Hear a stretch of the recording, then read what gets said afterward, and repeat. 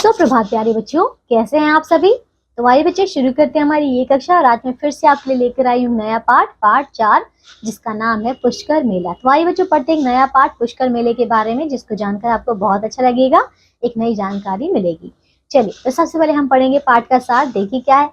यात्रा सिर्फ मेला देखने की नहीं होती है, बल्कि यहाँ से हमारी संस्कृति, खेल और परंपराओं का अनुभव लिया जाता है। मेले में पारंपरिक चीजें आसानी से देखने को मिलती हैं। तो बच्चों, आप सभी ने भी मेला तो कभी ना कभी घूमा ही होगा, और आप जानते हैं कि वहाँ पे किस किस प्रकार की चीजें मिलती हैं, है ना, हमारी पारंपरिक चीजें। अब देखिए इस पाठ के बारे में, इस पुष्कर मेले के बारे में देखो। शाम को पापा के घर आते ही कुहुक ने कहा, किसने बच्चों? कुहुक ने कहा, पापा मैं प्रभास भैया और मम्मी के साथ तेजाजी के मेले में गई थी। वहां मैं और भैया जंपिंग झूले पर झूले। कहाँ झूले? जंपिंग झूले पर। उसमें उछलने पर हमें बहुत मजा आया। पापा ने कहा, अच्छा और क्या किया? इस पर प्रभास ने कहा, वहां पर कुछ खिलौनों की दुकानें, मिठाई की दुकान और चाट पकौड़ी वाला भी था। पापा पता है, कुहुक मेले में हेलीकॉप्टर की जिद कर रही थी, लेकिन मम्मी ने नहीं दिलवाया, है ना, ऐसा उसने बताया। तभी कुहुक ने कहा, पापा भैया भी कार की जिद कर रहा था।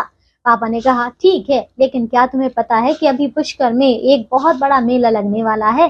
कुहुक ने उत्सुकता से कहा, नहीं, है ना, उसने कहा हमें तो नहीं पता। इसके बाद पापा ने कहा कि चलो इस बार हम दीपावली के बाद पुष्कर मेले की सैर पर चलेंगे, है ना। यह सुनकर मैं और कुहुक बहुत खुश हो गए। हमने तो पुष्कर मेले के बारे में सुना था, लेकिन वहां जाने का मौका पहली बार मिल रहा था। ठीक है बच्चों, अब ये पापा और दोनों बच्चे जो है चल दिए, है ना। मेले में जाने वाले दिन सुबह जल्दी ही हम गाड़ी में सवार होकर अजमेर की ओर बढ़े। कहाँ बच्चों? अजमेर निकल गई है। रास्ते में पापा हमें इस मेले की विशेषताओं के बारे में बता रहे थे। कुहुक ने उत्सुकता से पूछा, पापा पुष्कर मेले को इतना खास क्यों माना जाता है? अब आइए देखिए, हम भी जानते हैं आखिर क्यों माना जाता है।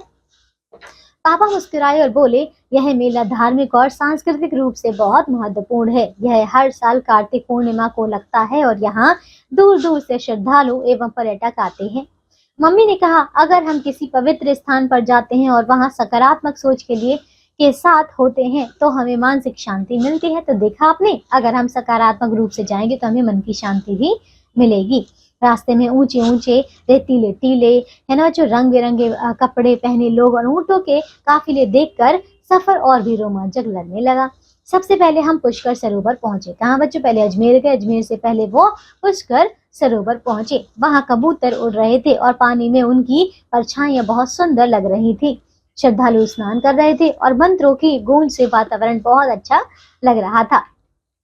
इसके बाद हम ब्रह्मा मंदिर गए। यह मंदिर बहुत भव्य था। पापा ने बताया, यह भारत ही नहीं बल्कि विश्व का सबसे प्रसिद्ध मंदिर है, जो भगवान ब्रह्मा को समर्पित है। कौन सा बच्चों? यहाँ पे कौन सा मंदिर है? ये ब्रह्मा मंदिर। ठीक है। अब बारी थी मेले की सैर करने की। चारों तरफ रंग बिरंगे तंबू लगे थे। ऊंटों को सुंदर पोशाकों से सजाया गया था। पापा ने बताया, यह विश्व का सबसे बड़ा ऊंटों का मेला है। तो बच्चों याद रखिएगा, सबसे बड़ा ऊंटों का मेला कौन सा है? पुष्कर मेला। वहां पर कलाकार सांस्कृतिक कार्यक्रम प्रस्तुत कर रहे थे। तरह तरह के लोग व्यंजनों से भरी दुकानें थी। महिलाएं पारंपरिक लहंगा चोली पहने थी और पुरुष सिर पर पगड़ी बांधे हुए थे। सच में पुष्कर मेले की यह सुंदरता देखते ही बनती थी। तो बच्चों, आप में से अगर जो भी राजस्थान से या फिर जो भी कभी पुष्कर मेला गया है घूमने, तो आपको पता होगा ये सब के बारे में, है ना। अब आगे देखिए, हम एक स्टॉल के पास खड़े थे, तभी ढोल नगाड़ों की आवाज सुनाई दी। पास जाकर देखा तो वहां रस्साकसी का आयोजन हो रहा था। किसका बच्चों? रस्साकसी का। पता है ना आपको, है ना। एक तरफ गांव की पारंपरिक पोशाक घाघरा चोली पहनी महिलाएं थी और दूसरी तरफ कुछ विदेशी महिला सैलानी। ठीक है बच्चों, यानी कि एक तरफ विदेशी और एक तरफ आपके ये राजस्थान के। ठीक है। कुहुक को यह देखकर बहुत उत्सुकता हुई। ठीक है। उसने मुझसे पूछा, क्या पूछा?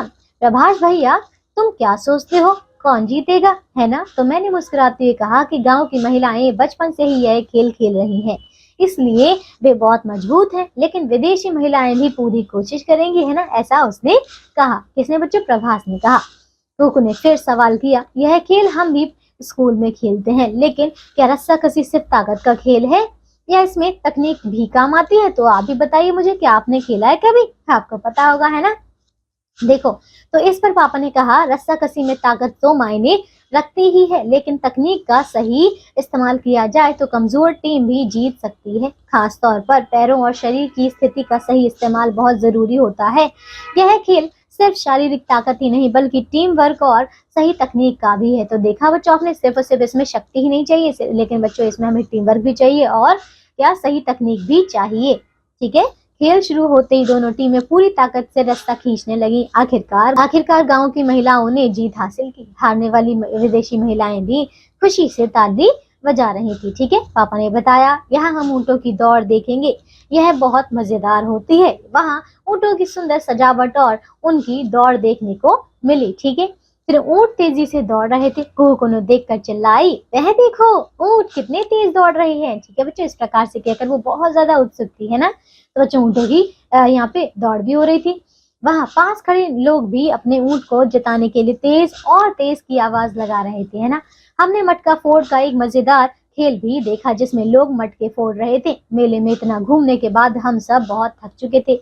मम्मी और पापा हमें एक भोजनालय में ले गए जहां गर्मा गर्म दाल बाटी चूरमा, कड़ी, मिट्टी के टिपोरे, गट्टे की सब्जी और गरम गरम मालपुए मिल रहे थे। तो देखा बच्चों, ये यहाँ पर बच्चों ये राजस्थान का आप कह सकते हैं बहुत ही ज्यादा प्रसिद्ध भोजन है। ठीक है। कुक ने पूछा, पापा दाल बाटी इतनी खास क्यों होती है। तो पापा ने बताया, यह राजस्थान का पारंपरिक खाना है। क्या है बच्चों, ये पारंपरिक खाना है। इसे बड़े चाव से खाया जाता है, इसलिए यह बहुत लोकप्रिय है।